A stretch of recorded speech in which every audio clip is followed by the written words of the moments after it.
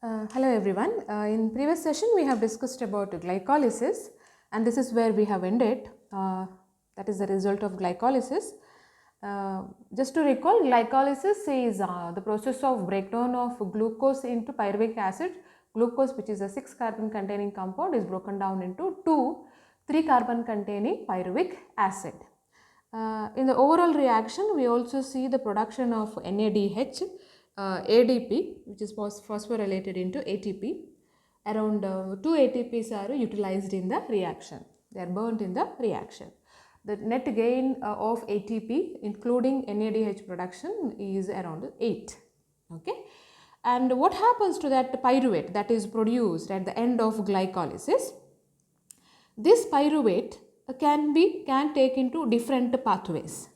Now, during aerobic respiration, this pyruvate can enter into Krebs cycle or citric acid cycle, which we are going to discuss shortly, and can generate a large amount of ATPs when subjected to electron transport system. That is the products of a Krebs cycle as well as the glycolysis when subjected to electron transport chain for oxidative phosphorylation. It results in production of a large number of ATPs per molecule of glucose. Okay, that is in aerobic respiration.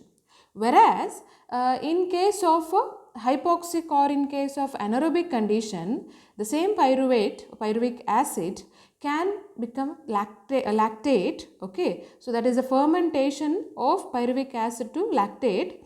Especially you see it in case of muscles. Okay, this reaction occurs in case of muscles, eukaryotic muscles, and helps in providing emergency energy that is needed for the muscle contractions.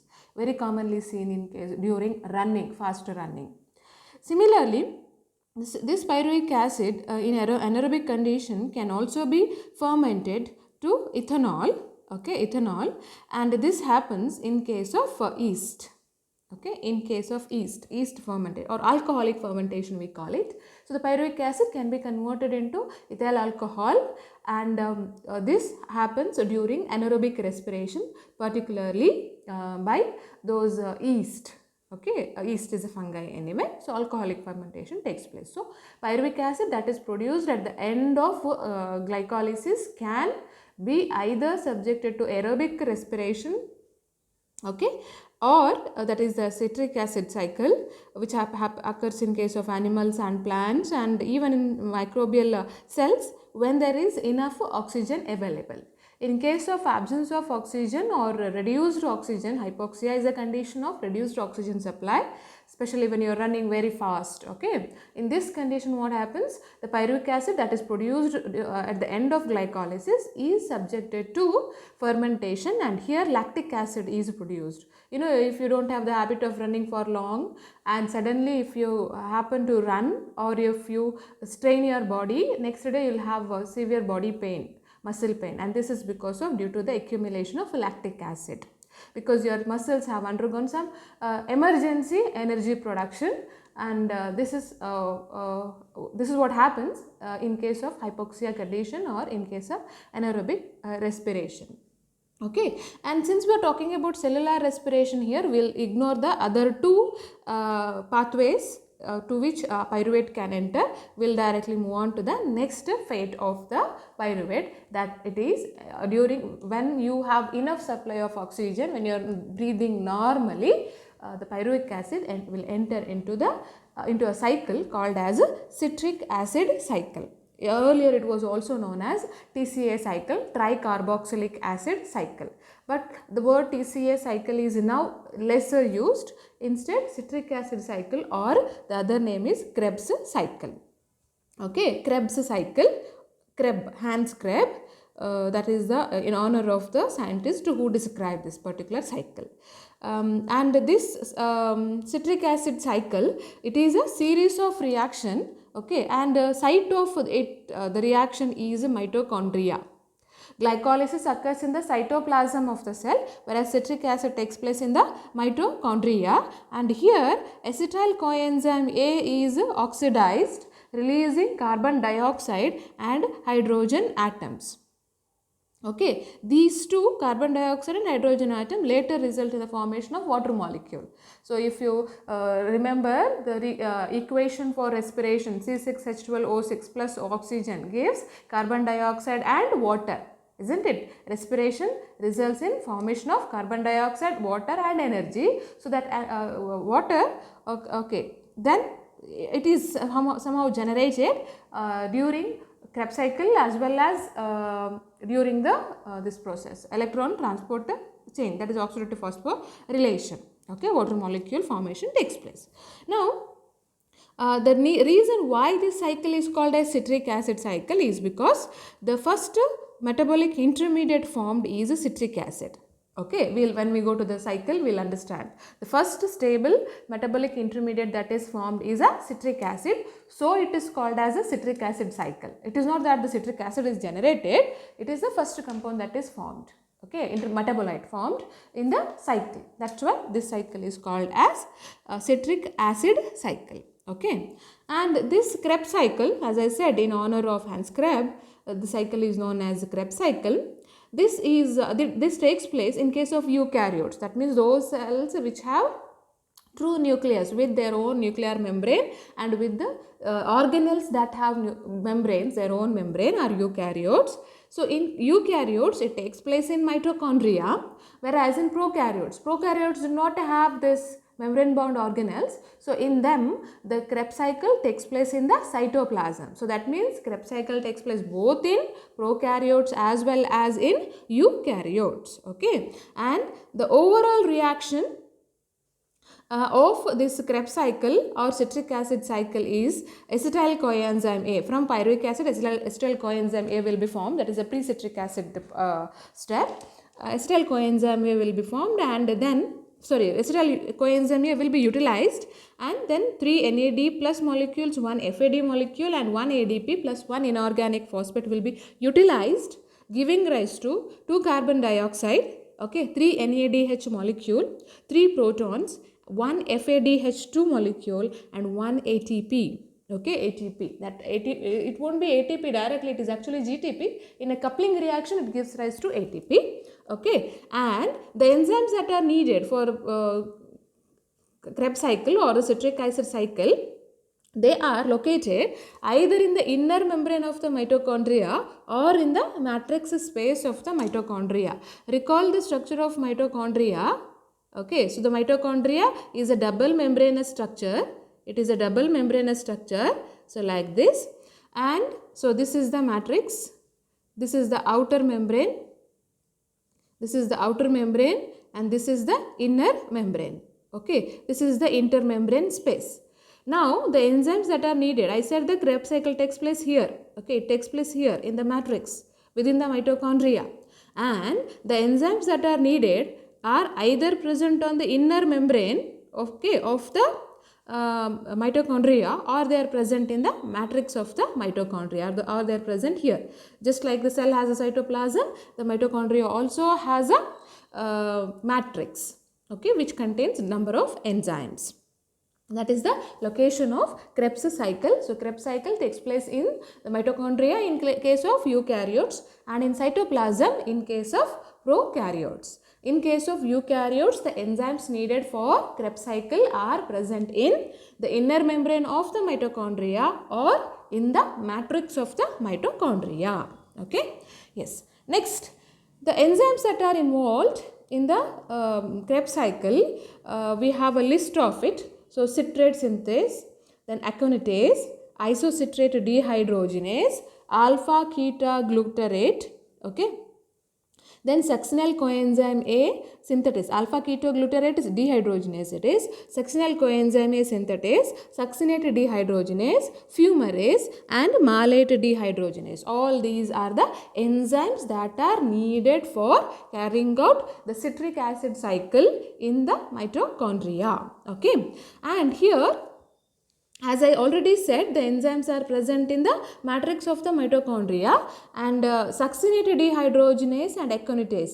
These are the two enzymes that are present in the inner mitochondrial membrane. Okay, succinate dehydrogenase, this enzyme, and aconitase. These two enzymes are present in the inner membrane of the mitochondria. Rest of the enzymes are present in the the matrix of the mitochondria. Okay.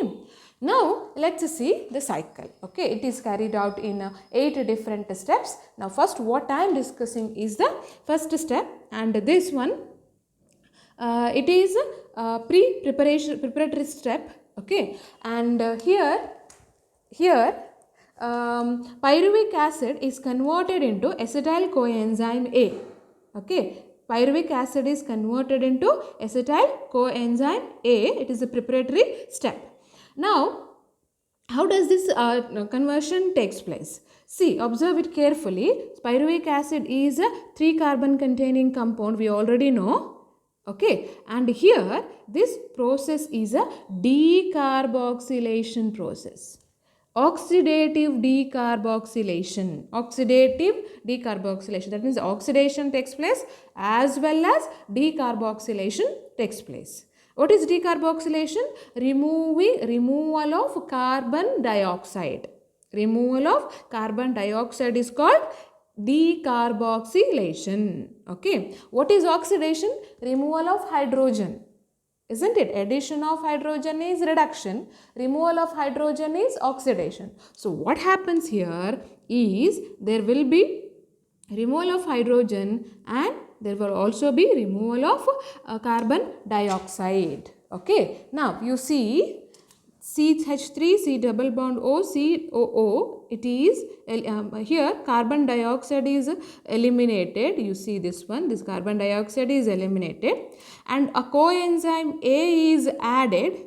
Okay, and NAD plus is reduced to NADH. NAD is reduced to NADH. Okay. So, here that means removal of hydrogen is taking place. So, that is oxidative reaction. Now, you see CH3, C double bond O, C, COA. That is, this is the coenzyme A that is added. Coenzyme A is added. This is the acetyl group. CH3CO is the acetyl group. So, the product formed is called acetyl coenzyme A. Acetyl coenzyme A is formed and the enzyme that is needed in this reaction is pyruvate substrate. Okay, dehydrogenase. Dehydrogenase, you are familiar. Dehydrogenase is any enzyme that removes the hydrogen. So, hydrogen is removed. And here I have to tell you one thing. Whenever dehydrogenase enzymes come, NAD or FAD will be reduced. NAD or FAD will be reduced to FADH or NADH. That is very important thing. So, this is the enzyme pyruvate dehydrogenase complex it is. Okay, it is not a simple enzyme, it is a complex and there are 3 enzyme complexes, enzyme complex 1, 2 and 3. Okay, forms a whole complex and then pyruvate is converted into acetyl coenzyme A. The byproduct of this reaction is 1 acetyl coenzyme A molecule and 1 molecule of carbon dioxide. Now, if we are talking in terms of glucose, there will be 2 pyruvate molecules. So, there will be 2 carbon dioxide produced here and 2 acetyl coenzyme A produced here. Okay. Yeah. Please remember the number of carbon dioxide produced here per glucose molecule in this step is 2. For 1 pyruvic acid, 1 carbon dioxide. Fine. Now, the actual citric acid cycle takes place. That means this acetyl coenzyme A will undergo condensation reaction resulting in the formation of citrate or citric acid. Citrate or citric acid, okay, will be formed in this reaction. And here oxaloacetate. Okay, this is a regenerative product of citric acid cycle. This will react with the acetyl coenzyme A and where the coenzyme A will be released anyway and citric acid synthesis takes place by the help of an enzyme called as citrate synthase. Citrate synthase. Okay, it is a condensation reaction and next one. After this, so see, because the stable product formed here is a citric acid, the whole cycle is known as citric acid cycle. Okay, citric acid cycle, and the enzyme you have to remember, it is citrate synthetase or synthase. This will condense the methyl group of acetyl coenzyme A, the methyl group, with the carbonyl group of oxaloacetate. First it will form the citral coenzyme A. Later on, coenzyme A is separated, then citrate is formed. Okay. In the next step, we have citrate now. This will isomerize into its isomeric form, that is isocitrate. Okay. Citrate will be isomerized to isomerization reactions. You are familiar, where one isomeric form is converted into another isomeric form, and here there is no change in the molecular formula, only there will be changes, rearrangements of the molecules. Okay, isocitrate. The difference between citrate and the isocitrate you observe here. CH and OH, there is a rearrangement of these two. That's it, isocitrate and citrate. Okay, so thus rearrangement take place in the next step, that is in the second step. But this is not a direct isomerization reaction. Instead, it forms an intermediate product called as cis-aconitate or aconitic acid it is called. Okay, and here the enzyme that is involved in the reaction is aconitase enzyme. Remember, this is the inner membrane enzyme. Okay, this aconitase enzyme will, because of its action in the which is a reversible reaction, a molecule of water is eliminated here. Okay, forming an intermediate called a cis-aconitate. This is unstable. Once again, the water molecule is added, and now it becomes isocitrate. You might ask, why not directly? See, the conversion is from the interchanging of the molecules that cannot flip, they cannot flip. So instead what happens, you observe here, C double bond is formed, this OH and H is condensed, eliminated, so now double bond is formed, and when this OH is added again, H plus and OH minus ion, the OH will go here, H will go here. That's why there will be an intermediate product that is formed, and both these steps will be catalyzed by the same enzyme, that is aconitase enzyme. Okay, so citrate here is isomerized to isocitrate. Okay, and the enzyme used is aconitase. There will be elimination and addition of water. That means there is no net gain or loss of water in this particular step. Okay, moving to the third step, the oxidative decarboxylation of the isocitrate. Okay, again, why isocitrate should be formed? Why not citrate directly? The reason is enzymes. There are specific enzymes which can act only on specific substrates.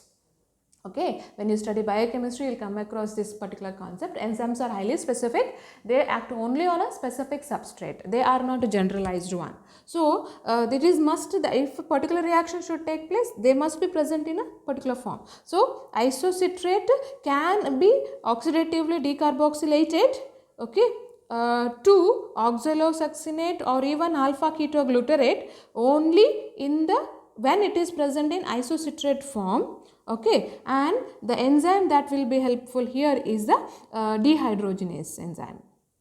Okay, dehydrogenase enzyme. Let's see what exactly happens in this particular reaction. See, isocitrate that is produced in the previous step here undergoes decarboxylation reaction, we said. Okay, decarboxylation reaction, we are familiar. What is decarboxylation? It is the process of elimination of a molecule of water. Process of elimination of molecule of water, and this cannot take place suddenly. Instead, what happens is that isocitrate is oxidized by hydride transfer to NAD plus or NADP, any one of them, depending upon the isocitrate dehydrogenase enzyme that is present. Okay, with the enzyme present. Now NAD, here we'll consider NAD, not NADP. So here it will be oxidized by hydride. Okay, so that means NAD will receive a hydrogen ion. Okay, the hydrogen ion comes from here, from this step, and then there will be an intermediate formed called as oxalosuccinate. Oxalosuccinate. Now, oxalosuccinate will undergo structural rearrangement again, resulting in the elimination of a molecule of this carbon dioxide. So, in this step, what happens? Decarboxylation it takes place. Here, oxidation takes place, and here decarboxylation takes place. And after that, the rearrangement of the molecule will occur in this step, in such a way that the isocitrate molecule that is present will be finally converted into alpha ketoglutoric acid or glutaric acid or alpha ketoglutarate. Okay, 1 2 3 4, and then there is anyway C double bond O. Okay, 5. You are going to see the rearrangement of the molecules. Ultimately, it is isocitrate to alpha ketoglutarate by the help of the enzyme isocitrate dehydrogenase. Okay, isocitrate dehydrogenase is the enzyme, and here and simultaneously what has happened? A molecule of NAD to NADH plus H plus is formed. NADH plus H plus